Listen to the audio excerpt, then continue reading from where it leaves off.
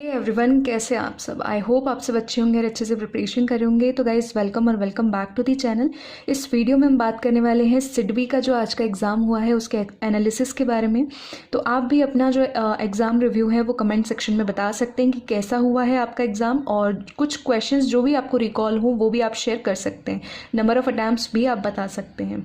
तो चलिए वीडियो को स्टार्ट करते हैं। और मेरा एग्ज़ाम नहीं था तो ये सेल्फ गिवन एनालिसिस तो नहीं है, लेकिन हम लोगों के साथ में ग्रुप में जो स्टूडेंट्स जुड़े हुए हैं, आप में से कुछ स्टूडेंट्स के रिव्यू के बेस पे कुछ से मेरी फ़ोन पे बात हुई थी, और कुछ मैसेजेस के थ्रू जो भी हमको रिव्यू मिला है उसके अकॉर्डिंग पूरा का पूरा जो ये बेस रहने वाला वीडियो स्टूडेंट्स रिव्यू पर बेसिकली रहने वाला है।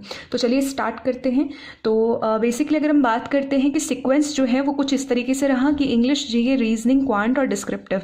तो इस तरीके से आपका सीक्वेंस देखने को मिला। अगर एग्ज़ाम लेवल की मैं बात करती हूँ तो एग्ज़ाम लेवल जो रहा है वो मॉडरेट रहा है। ठीक है, ओवरऑल मॉडरेट रहा है, जिसके अंदर अगर मैं बात करूं कि जीए सेक्शन जो है वो अनप्रेडिक्टेबल आया है। ठीक है, अनप्रेडिक्टेबल कैसे आया है वो आगे आपको वीडियो में पता चलेगा। और रीजनिंग, कुछ बच्चे बता रहे हैं कि रीजनिंग जो है वो काफ़ी हम लोगों को जो है वो थोड़ा सा मॉडरेट लगा, और इंग्लिश जो है वो पिछले साल का जो पेपर आया था उसी के हिसाब से ही था, मतलब वो डुएबल था। और डिस्क्रिप्टिव में भी आप अच्छा स्कोर कर सकते थे। तो इस तरीके से ये एग्ज़ाम लेवल ओवरऑल रहा। अब बात करते हैं कि टॉपिक्स क्या क्या पूछे गए हैं आपसे। ठीक है, तो आप भी मैच कर लीजिएगा। अगर कोई टॉपिक बताने से छूट गया है तो प्लीज़ कमेंट में आप बता सकते हैं। तो सबसे पहले अगर हम इंग्लिश की बात करें तो फ्रेज रिप्लेसमेंट के क्वेश्चंस देखे गए हैं, जिसमें आपसे करेक्ट और इनकरेक्ट यूसेज पूछा गया है। बेसिकली ये सेंटेंस इंप्रूवमेंट का पार्ट है कि एक सेंटेंस, बीच का पार्ट बोल्ड, और उस बोल्ड के को देखना होता है कि रिप्लेसमेंट की नीड है या नहीं है अकॉर्डिंग टू ऑप्शंस। ठीक है, डबल फिलर्स के क्वेश्चंस पूछे गए आपसे। पैराजम्बल जो है वो 6 सेंटेंसेस दिए गए थे, जिसके अंदर एक सेंटेंस फिक्स था और वो सेंटेंस ई बताया गया है। अगर आपको सीक्वेंस याद है पैराजम्बल का या आपने जो भी बनाया था तो कमेंट करना। ठीक है, एरर डिटेक्शन के जो क्वेश्चंस थे वो इस तरीके से थे कि इनकरेक्ट और करेक्ट स्टेटमेंट्स, मतलब उसमें फाइंड करना था। 4 स्टेटमेंट दिए हुए थे कि ये ऑल आर करेक्ट है या ऑल आर इनकरेक्ट है। इस बेसिस पे आपके एरर डिटेक्शन के क्वेश्चंस थे। ठीक है, वर्ड रिप्लेसमेंट के भी कुछ क्वेश्चंस थे कि बोल्ड वर्ड होता है तो आई थिंक वो इनअप्रोप्रिएट या जो स्पेलिंग एरर बेस रहते उस तरीके का ये कुछ क्वेश्चन आया होगा। ठीक है, आरसी जो था वो मॉडरेट बताया जा रहा है, जिसमें जो टॉपिक था वो इनकम हैप्पीनेस पर बेस्ड था।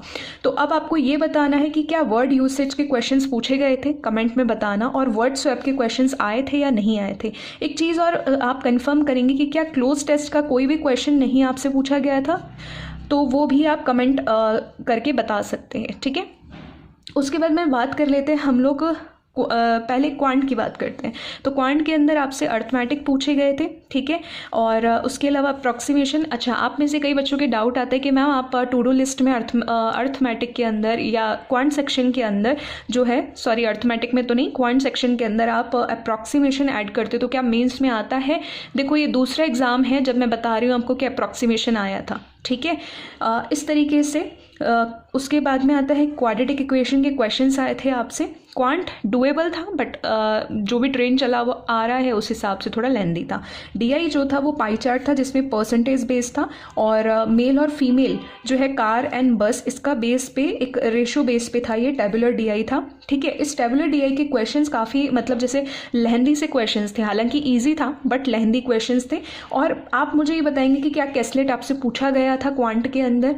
ठीक है, ये कमेंट में मुझे बताइएगा। ओके, उसके बाद में अगर हम बात कर लेते हैं कि जीए सेक्शन की, तो जीए सेक्शन मैंने बताया अनप्रेडिक्टेबल था, तो completely based on schemes and statement था। ठीक है, हालांकि करंट अफेयर्स के भी क्वेश्चंस आए थे। अब करंट अफेयर्स के कैसे आए थे वो मैं आपको बता दूं कि जो बैंकिंग अवेयरनेस आया है, मतलब बैंकिंग से ज़्यादा क्वेश्चंस पूछे गए हैं, वो बेसिकली करंट से रिलेटेड ही हैं। हालांकि जो स्कीम्स भी हैं वो भी करंट में ही आई हुई होंगी आपकी। तो मैंने आपको सजेस्ट किया था टू डू लिस्ट के अंदर भी प्लीज़ आप स्कीम्स करके जाना। अगर आपने वो टू डू लिस्ट फॉलो की होती तो मे बी आप उस चीज़ को समझ पाते थे। और स्कीम्स के लिए देखो, आपको बेसिकली थोड़ा सा डीप में जाना पड़ता है है ना। तो स्कीम पर हाँ ये चीज़ ज़रूर है कि ज़्यादा से ज़्यादा आपके स्टेटमेंट बेस्ड क्वेश्चंस थे, काफ़ी लेंदी और मैं बोलूँगी कि मॉडरेट टू थोड़ा सा डिफिकल्ट सेक्शन बच्चों को ये रिव्यू के अकॉर्डिंग पढ़ा है। और हाँ बैंकिंग अवेयरनेस के तो मैंने बता ही दिया आपको। अब बात कर लेते हैं रीजनिंग की। तो रीजनिंग के अंदर आपसे पजल्स के अंदर सर्क्यूलर पूछा था, 8 पर्सन्स थे, वेरिएबल दे रखा था, इन और आउट था, ठीक है। फेसिंग फ्लैट और फ्लोर की पजल जो है वो थोड़ी सी मॉडरेट बता रहे हैं और वेरिएबल जो है इसके साथ दिया हुआ था। एक कंपैरिजन बेस्ड या ऑर्डर रैंकिंग बेस्ड के 1 या 2 क्वेश्चंस इस बेस पर कोई पजल आई हुई थी। और डेजिग्नेशन पजल भी बताया गया है बच्चों के, 1-2 बच्चों ने बताया कि मैम डेजिग्नेशन बेस्ड पजल भी आया था।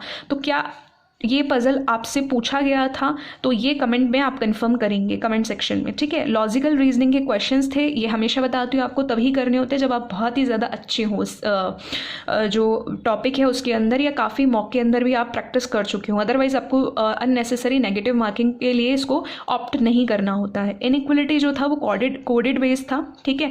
डेटा सफिशिएंसी आया था आपसे, ये भी आप मुझे बताएंगे, लेकिन 99% जितने भी मेरे बच्चों से बात हुई उन्होंने बोला है कि डेटा सफिशिएंसी आया है, बट उसमें से कुछ एक बच्चे बोल रहे हैं कि मैम नहीं आया है। तो इसीलिए आप प्लीज़ कंफर्म करना और कमेंट के अंदर बताना। ब्लड रिलेशन के क्वेश्चन पूछा गया आपसे, डायरेक्शन डिस्टेंस पे क्वेश्चन पूछा गया, मशीन इनपुट आउटपुट का क्वेश्चन था। इसके अलावा रीजनिंग के अंदर क्या आपसे सिलॉक्स, पेयरिंग और अल्फा न्यूमेरिक सीरीज के क्वेश्चन पूछे गए थे या नहीं, इसका भी आप जवाब प्लीज़ दे सकते हैं, ठीक है।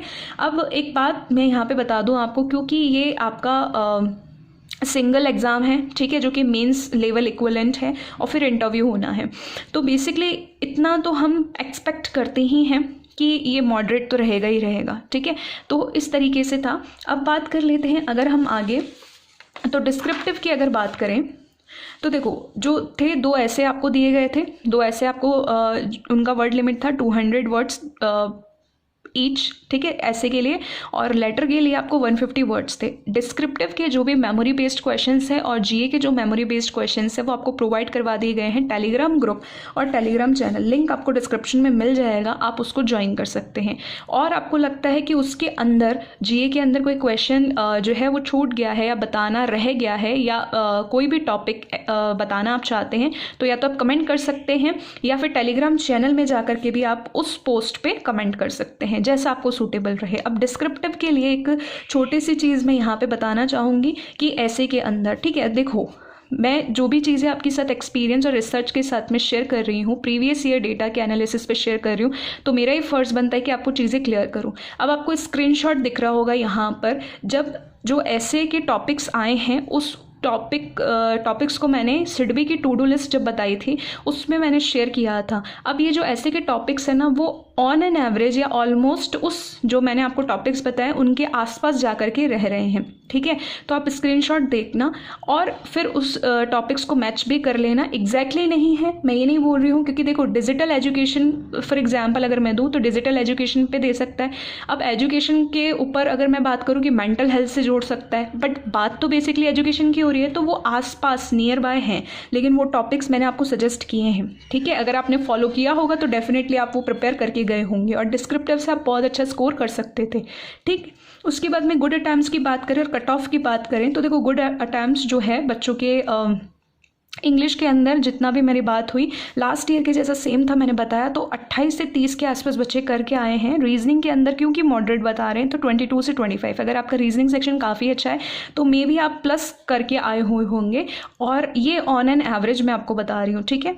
क्वांट के 27 से 29 क्वेश्चन से और जीए के काफ़ी उनको टफ लगा है बच्चों को या फिर मॉडरेट टू डिफिकल्ट लगा है, तो 19 से 22 और ज़्यादा से ज़्यादा भी मेजॉरिटी ऑफ स्टूडेंट्स 25 तक करके आए हैं जीए के क्वेश्चन, ठीक है।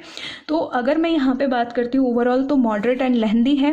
कट ऑफ देखो प्रिडिक्ट नहीं किया जा सकता है, बट इतना मान के चलो कि ऑलमोस्ट आपका 100 प्लस रहेगा, बट ये कैटेगरी वाइज जो है वो वेरी कर सकता है। के चक्कर में आपको ज़्यादा नहीं पढ़ना है, सिंपल सी बात है, आपको इंटरव्यू पे फोकस करना है या जो भी नेक्स्ट एग्जाम है उस पर आपको फोकस करना है। जब हम एग्जाम दे के आते हैं तो हमें इतना तो आइडिया लग जाता है इंट्यूशन के थ्रू कि हमारा पेपर कैसा हुआ है। तो अगर आपको लगता है कि आपका पेपर अच्छा हुआ है तो इंटरव्यू के प्रिपरेशन में आप लग जाइए, ठीक है। मेरा ये सजेशन रहेगा। आपको एक सजेशन और देना चाहूँगी मैं आपको कि जब भी मेमोरी बेस्ड पेपर आ जाएगा सिडबी के ऊपर, या तो पीडीएफ या फिर मॉक, उसको एक बार आप ज़रूर देना। चाहे आप ऑलरेडी एग्जाम देके आ चुके हैं और नेक्स्ट एग्जाम्स के प्रिपरेशन में लग चुके हैं, फिर भी आप एक बार उसको देना ताकि आपको ऑन एन एवरेज आइडिया लग जाए, ठीक है। और अगर मुझे सेक्शनल लिंक मिल जाएंगे किसी भी यूट्यूब चैनल के अंदर फ्री, या फिर जो भी मटेरियल अवेलेबल होगा रिगार्डिंग दिस, तो आपको टेलीग्राम में अपडेट मिल जाएगी। तो आज के सेशन में बस इतना ही। अगर वीडियो आपको इन्फॉर्मेटिव लगी है तो hit the like button, share कर देना मैक्स टू मैक्स अपने फ्रेंड्स के साथ में, सब्सक्राइब दिस चैनल अगर अभी तक सब्सक्राइब नहीं किया है तो। Till then take care, bye bye and all the best, happy studying ahead.